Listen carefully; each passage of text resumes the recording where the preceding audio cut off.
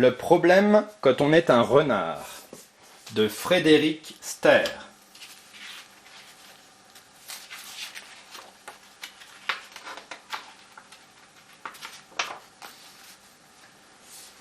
Le problème quand on est un renard, c'est qu'il faut tout le temps être très intelligent.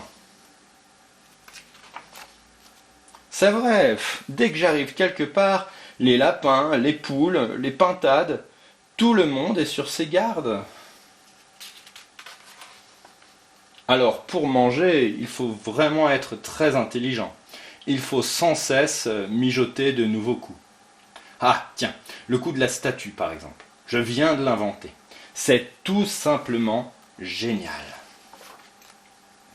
Il suffit de monter sur un piédestal et d'attendre, sans bouger, comme une vraie statue. Au bout d'un moment, il y a forcément un curieux qui vient voir. Tenez, regardez, qu'est-ce que je vous avais dit? Atcha!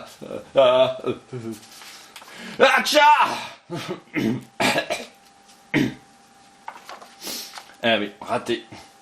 Le poil de belette, ça me fait toujours éternuer.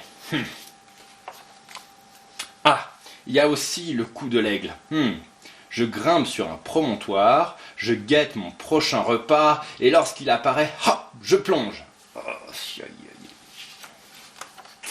Bon, là aussi, ça a raté. Il y a des jours comme ça où moi, le renard, je me dis « Ah, si seulement j'étais un herbivore !» Plus besoin d'être intelligent, plus besoin de mijoter des coups, plus de problèmes. Il suffit juste de baisser la tête pour manger. Oui, parfois je me dis qu'être un veau, un mouton, ou même cet imbécile d'âne, ce serait sacrément reposant quand même.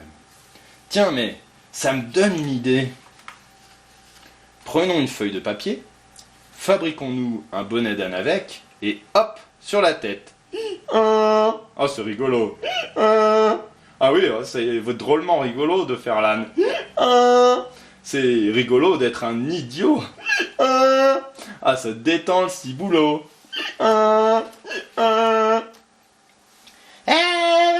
salut l'âne, là, t'es nouveau dans le quartier? Moi c'est Jeannot. Dis donc, t'es sacrément bruyant avec tous tes... tu pourrais pas un peu la mettre en sourdine, là? Excuse-moi, c'est à moi que tu parles? Ben oui, je vois personne d'autre. Répond le petit malin. Alors, je l'attrape par les oreilles et je te l'avale aussi sec. Et ce rhum, monsieur Lapin, ça va? Il n'est pas trop bouillant? Comme je le disais au début, il faut tout le temps être très intelligent quand on est un renard.